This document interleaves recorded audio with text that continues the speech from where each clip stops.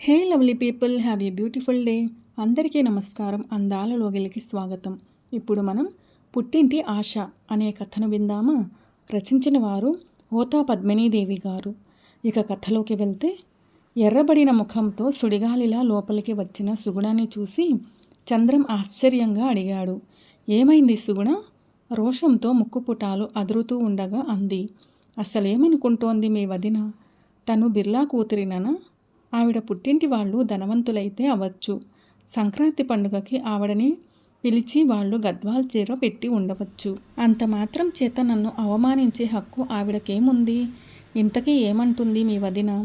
ఏదైనా అంటుంది. పుట్టింటి దన్ను చూసుకునేగా ఆవిడకు మిడిసిపాటు. నా పుట్టింటి వాళ్ళు మధ్యతరగతి కుటుంబీకులనేగా చులకన. సుగుణ కళ్ళల్లో నీళ్లూరాయి. ఉష్, ఏమిటది చిన్నపిల్లల? ఆమె స్వభావం తెలిసి కూడా. స్వభావం? అవును, తేలుకొండి స్వభావం.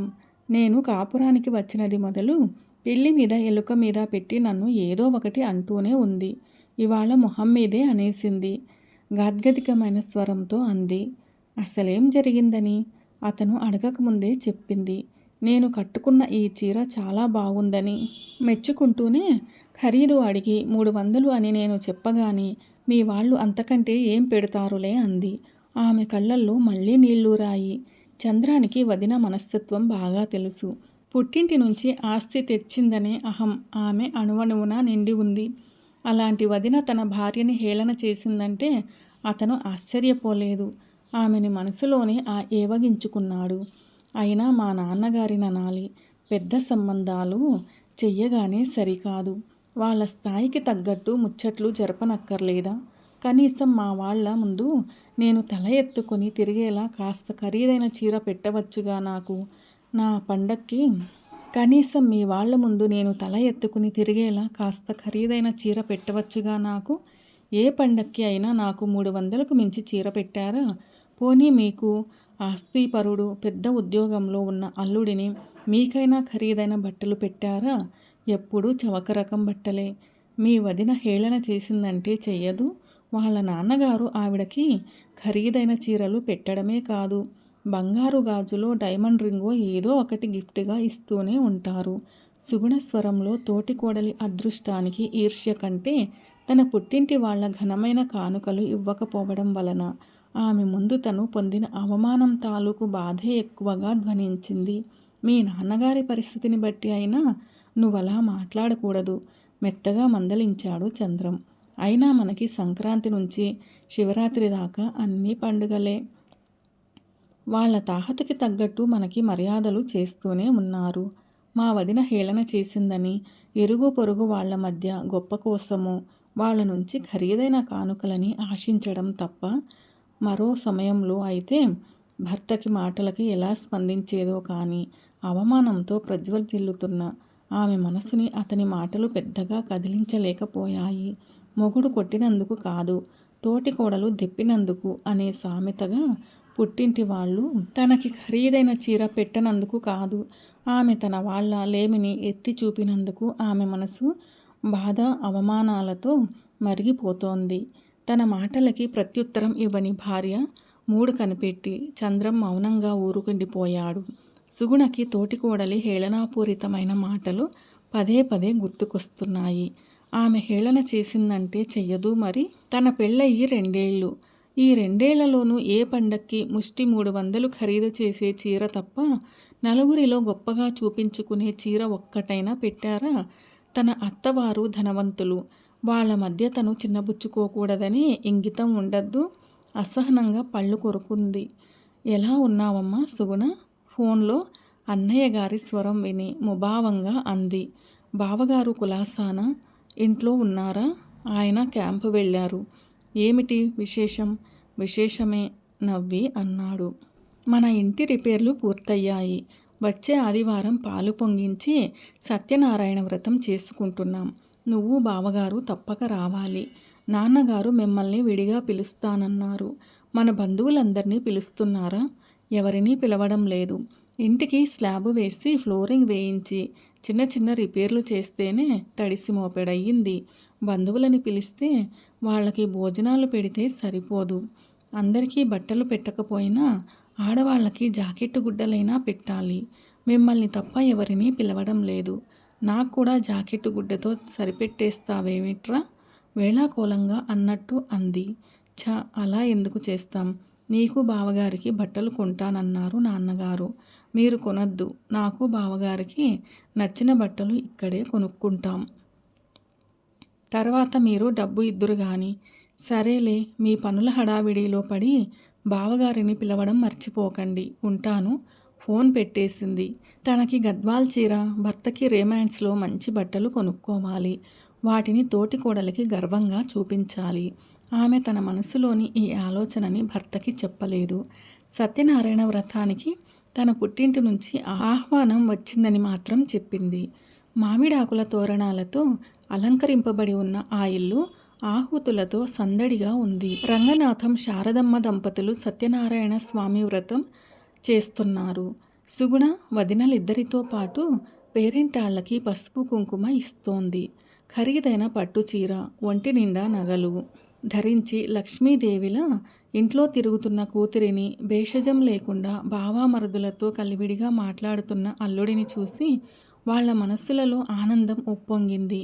సుగుణ పట్టుచీరలు, దనగలు ధరించి నవ్వుతూ హుషారుగా తిరుగుతున్న వదినలిద్దరినీ చూస్తూ అనుకుంది, ఇంత పెద్ద ఇంటిని కేవలం గోడలు మాత్రం మిగిల్చి పైన స్లాబు, కింద ఫ్లోరింగ్ వేయించడానికి బాగానే ఖర్చయి ఉంటుంది. వదినల నగలు అమ్మకుండా ఇంత ఖర్చుని ఎలా భరించారబ్బా? అన్నయ్యలిద్దరూ బాగానే సంపాదిస్తూ ఉండాలి. పుట్టింటి వాళ్ల ఆర్థిక పరిస్థితి మరీ దిగజారిపోలేదని నిర్ధారణకి వచ్చిందామె.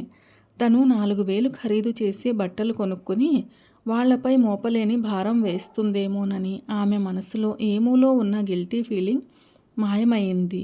వ్రతం ముగిసింది. ఇరుగు పొరుగులు తాంబూలం, ప్రసాదం తీసుకుని వెళ్లారు. బట్టలు కొనుక్కున్నారా అమ్మా సుగుణ? తల్లి అడిగిన ప్రశ్నకి సమాధానంగా తను తెచ్చిన బట్టలతో పాటు వాటి తాలూకు బిల్లు కూడా అందించింది. ఆ బిల్లు చూసిన శారదమ్మ ముఖం క్షణం వెలవెలపోయినా మరుక్షణం సర్దుకుంది. చాలా బాగున్నాయమ్మా, నాన్నగారితో చెప్పి డబ్బు ఇప్పిస్తాను అంది. సుగుణ తేలిగ్గా నిట్టూర్చింది. మామగారు తన చేతిలో తాంబూలంతో పాటు పెట్టిన ఖరీదైన బట్టలను చూసి నివ్వెరపోయిన చంద్రం, ఇదేమిటి మావయ్య, ఇప్పుడు ఇవన్నీ ఎందుకని అన్నాడు వారిస్తున్నట్టు.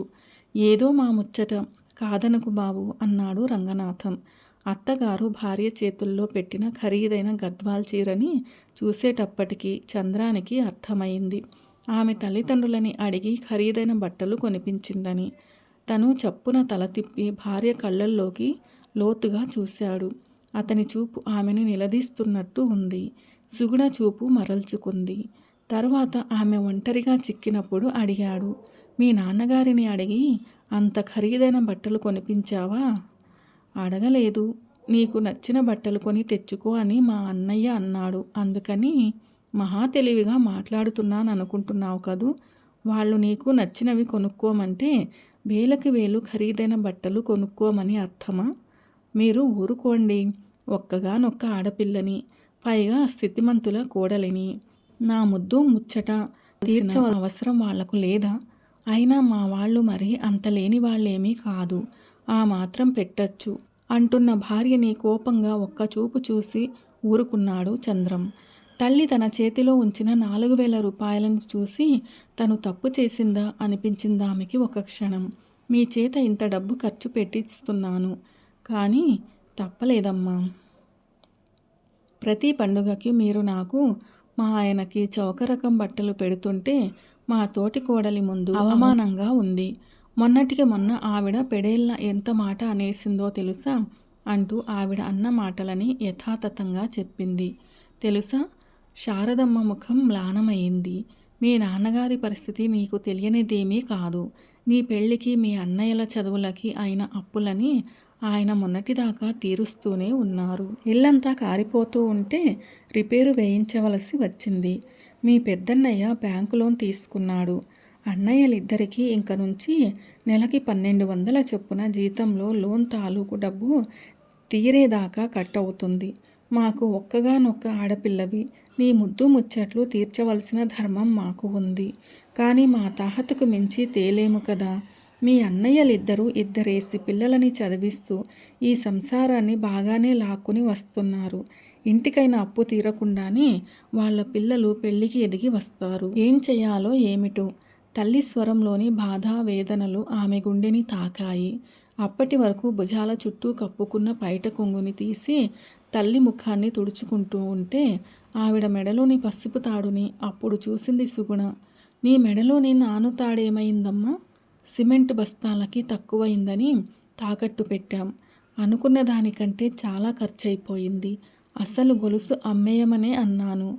మీ అన్నయ్యలు ఇష్టపడలేదు. నిన్ను పసుపు తాడుతో ఉంచి వదినలు మాత్రం బంగారం దిగేసుకుని ఊరేగుతున్నారు కోపంగా అంది. వాళ్ళ బంగారం ఎప్పుడో అమ్మేశాం. వాళ్ళు వేసుకున్నవి రోల్డ్ గోల్డ్ నగలు. సుగుణ ముఖాన చన్నీళ్లు కొట్టినట్టయింది. బయట అప్పు చేద్దామంటే అసలు కంటే వడ్డీ ఎక్కువై కూర్చుంటుంది. అందుకని మీ వదినలిద్దరూ ఆలోచించి నగలు అమ్మేశారు. ఇల్లు నిలబెట్టుకోవడం ముఖ్యం. అయినా అవసరాలకి అమ్ముకోవడానికే ఆడవాళ్ళకి నగలు. అన్నయ్యలిద్దరూ అప్పుల ఊబిలో కూరుకుపోయి ఉంటే వాళ్ళ నుంచి విలువైన కానుకలని ఆశించిందా తను? సుగుణకి పట్టరాని దుఃఖం వచ్చింది. తన కన్నీళ్లు తల్లి కంటపడకుండా గదిలోకి వెళ్ళిపోయింది. గదిలోకి వస్తూనే మంచానికి అడ్డం పడి ఏడుస్తున్న సుగుణని ఏమైందని ప్రశ్నించాడు చంద్రం. ఏడుస్తూనే వెక్కిళ్ల మధ్య చెప్పింది ఆ ఇంటి పరిస్థితిని, అన్నలిద్దరూ చేసిన అప్పులు, ఇల్లు రిపేర్ చేయించిన సంగతి. మీ వదిన హేళన చేసిందని గొప్ప కోసం ఖరీదైన బట్టలు కొన్నానే తప్ప ఇదంతా ఆలోచించనే లేదు. ఇంకా సంవత్సరమంతా మనకి ఏవో పండుగలు వస్తూనే ఉంటాయి. మీ వాళ్ళు మనని పిలుస్తూనే ఉంటారు. మనం రాకపోతే వాళ్ళు బాధపడుతారని వస్తూనే ఉంటాం. ఇలా ప్రతి పండుగకి వేలకు వేలు ఖరీదు చేసే బట్టలు పెట్టడం వాళ్ళకి తలకి మించిన భారం కాదా? ఆడపిల్లకి పుట్టింటి ఆశ ఉండడం సహజమే. కానీ అది వాళ్ళని కష్టపెట్టేలా, అప్పులు పాలు చేసేలా ఉండకూడదు. అల్లుడైన కొడుకులా తన వాళ్ళ కష్టాన్ని అర్థం చేసుకున్న భర్త వైపు చూస్తున్న సుగుణ మనసులోని పశ్చాత్తాపం కళ్ళల్లో వ్యక్తమైంది. ఈ డబ్బు అమ్మకి తిరిగి ఇచ్చేస్తాను. హోతా పద్మినీదేవి గారు రచించిన పుట్టింటి ఆశ అనే ఈ కథ ఎలా అనిపించింది మీకు? నచ్చిందా? నచ్చినట్లయితే వీడియోను లైక్ చేయండి, మీ ప్రియమైన వారందరికీ షేర్ చేయండి. అలాగే మన ఛానల్ను సబ్స్క్రైబ్ చేసుకోవడం అస్సలు మర్చిపోకండి. వీడియోను చివరిదాకా చూసి కథను పూర్తిగా విన్నందుకు ధన్యవాదాలు. ఈ కథపై మీ విలువైన అభిప్రాయాలను కామెంట్ సెక్షన్లో తప్పకుండా తెలియజేయగలరు. ఇలాంటి మరిన్ని మంచి కథల కోసం స్టే ట్యూన్ అందాల లోగిలి. See you all in another video. Till then, keep smiling and be happy. A very special thanks to the story writer Hota Padmini Devi Garu for this wonderful and amazing story, Puttinti Asha.